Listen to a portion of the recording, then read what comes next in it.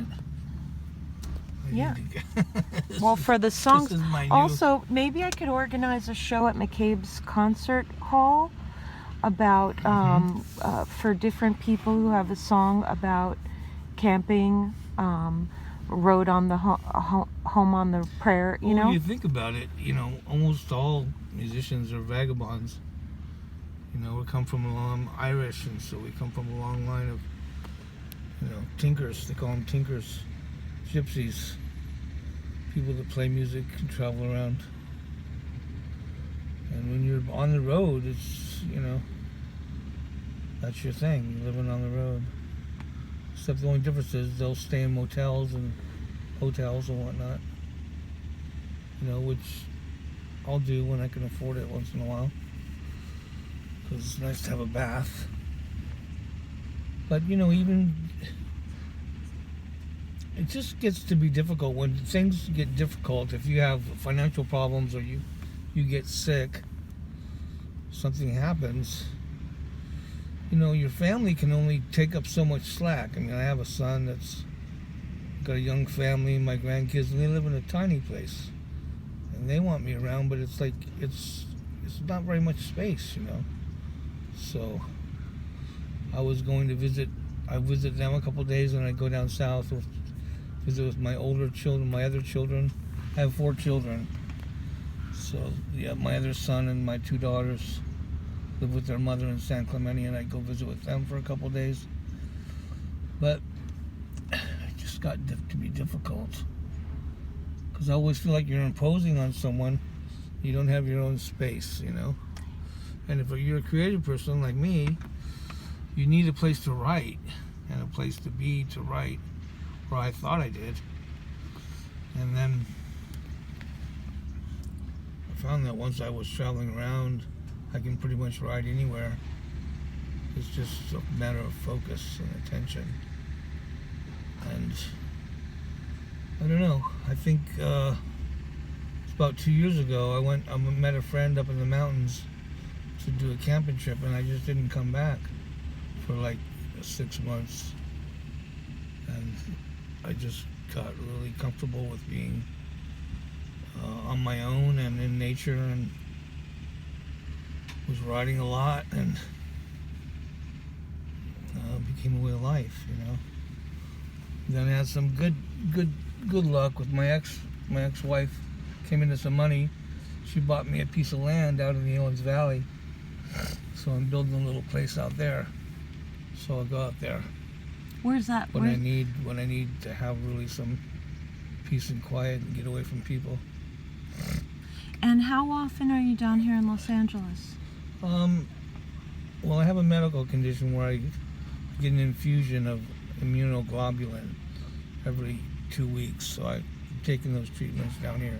Okay. So I come down here every 2 weeks. And you're with a little granddaughter that I met the other day? Yeah. She's cute. Does she live down here? Yeah, she lives in Venice. Cool. I live in Marina Peninsula. Yeah, she's my granddaughter and my grandson live with my son Ben and his wife Shannon over here in Venice. And they're precious to me. So sweet. And so in the 2 years, like when you said like you don't want to impose on anyone, yeah. Do you ever feel like parking this in their driveway, or you feel like more proud, like I don't want to? Where do you park when you're... No, I don't have that much pride about... I try to park wherever it's most... I feel like it's safe, because a lot of places aren't safe. So I've been pretty fortunate. There's some places in Venice I've parked and like dozed off to sleep in the back and have someone like open the door and slam it and weird things like that, or hit the side of the camper, because there's hostility from the homeowners about people. You can understand it. They paid $1 million for a house. They don't want some guy sleeping in his car in front of their house. I'm surprised more confrontations don't happen, but it's just vibes, It's like you don't want to be in anybody's way. So this park is wonderful for that. I mean, I come here in the daytime. It's a good place to write. I bring my grandkids here. We've had a lot of birthdays here, parties and stuff. So this is one of the places I stay when I'm in town here in LA. Then I have a couple places up in Malibu that I stay. Are them places in Malibu? I don't stay here, but I hang out here in the day. But I'll park in the alley near my son's. And what about the places in Malibu? Are those like Those are parks too, but I have a couple of secret spots. Sure. Don't tell me them. I don't want to know. I used to live in. They're like $1 million spots because you can hear the ocean and see the ocean from like the window of the van. So I'm hidden. So. And do you those are precious. Do you feel any hostility out there, or no way? I haven't experienced anything like that. In Malibu? Only in the city, not in Malibu. No, no. So, what are some of the weirdest experiences being in the camping out that you were in the city? And then I'll ask you also some positive questions. Well, just the weirdest one, as I said, I was sleeping a couple of times where once someone like opened the door and slammed it, which freaked me out. I was like, wow, who did that? And that was in Venice? I started locking the door on that in the back. And that was in Venice. And just like, once someone like was dozing off and someone hit the side of the camper like really hard, like almost like with a baseball bat or something. Where was that? That was scary, and it's like, it just startles you, It was in Venice too. Venice is rough. I mean, you see, there's a lot of homeless people in Venice, and there's a real problem with, the people that are paying a lot of money for their, their nice place, and the other people who are just trying to make it to the next day, living on the street. I mean, it's crazy. The juxtaposition of those two things, all this wealth and all this poverty, it's just like, it's just kind of a microcosm of where we're at. It's like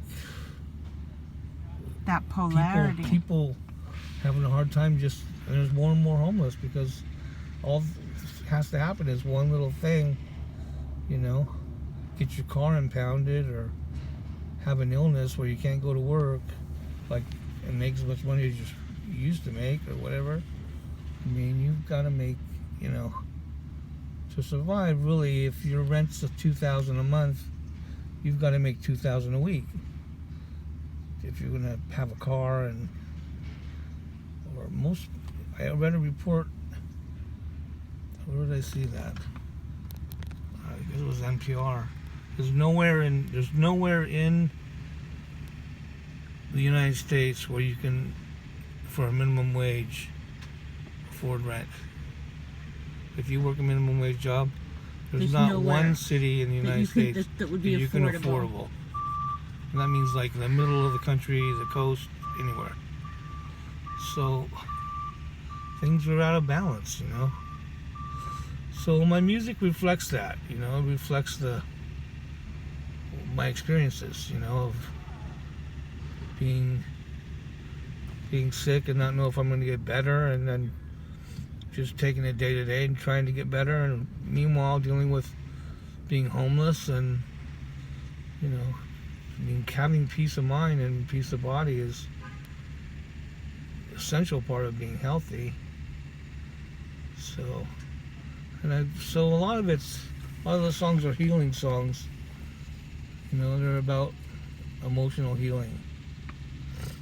Healing from trauma of one thing or another, relationship or a disease, or just trying to figure things out. So this collection of songs that I have now that I've written over the past couple of years is pretty much chronicled the journey I've been on. And this journey, you mentioned like 2 years ago, you said, okay, you just went camping and you just didn't come back. Was there a kickoff point, like a relationship issue, or was there a health issue that occurred? and I don't want to make you feel like tearing up or anything. But it's it might happen. Yeah, I just want to tell you, like, I cry all the time. I'm like a marshmallow, so. Yeah, well, I can't do it on demand. I'm No, not an actor, but but it's all kind of a blur, really. But I had a hip replacement. Really having a hard time walking, so I'm a carpenter. So if you can't walk very good and you're a carpenter, it's pretty hard to work because you have to carry stuff all the time and work with tools that are heavy. And my son was working with me, which I really loved, and I really loved him working with me. And so that was difficult to deal with, like not being able to work and support him. So he moved in with his mom. But before we did that, we moved up to Reno for a while with my nephew into a warehouse that he had rented.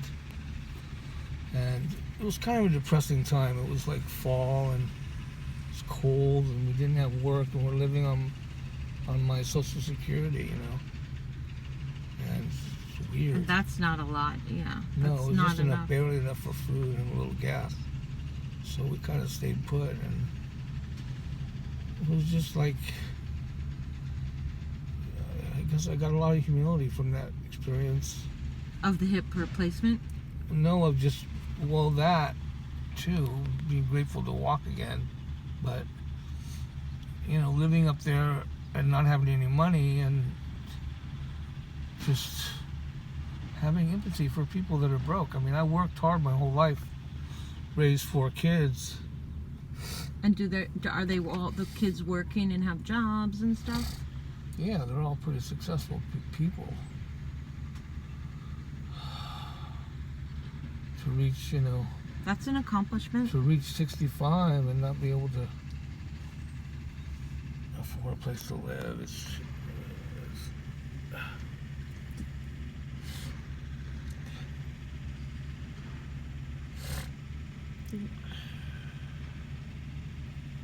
What if you were to receive like a voucher for a place to live and a stipend? Would that be something you'd be okay with, or would you feel, that's a handout, or hey, that's a helping hand up? I don't know. Everybody has something, they have to deal with. The karma. I mean, it's like I always say, it's an Irish story. It's not going to have a happy ending. You want to know something? Life. My friend was living in her car. She was at Santa Monica College, and the gunman came out there, and I think I told you this went on a shooting spree. No, you didn't say. And her work said that she was too messed up, and that's why she couldn't return to work. Like, they wouldn't acknowledge that she was messed up because a gunman was running around the campus. Wow. So she lost her job where she was earning like $80,000 a year. And her husband were used to that income. And they're only like 35 to 40. So they went car camping for about a year and a half in this area. They were my neighbors for a few years. I saw them. Yeah. He was playing tennis and she was teaching math. And by the way, theirs is not an Irish story, maybe because she was Polish. Now they live, so two to 2.5 years later, she had to give up being a teacher, but he stepped up and he got a job making $81,000 a year, and they got housing. And so that, at least that Polish story had a happy ending. Well, I just meant life in general. We're all gonna check out of this hotel at some point. It's not that easy to get out, and whatever method that takes. Sure. It's in other words, things break down.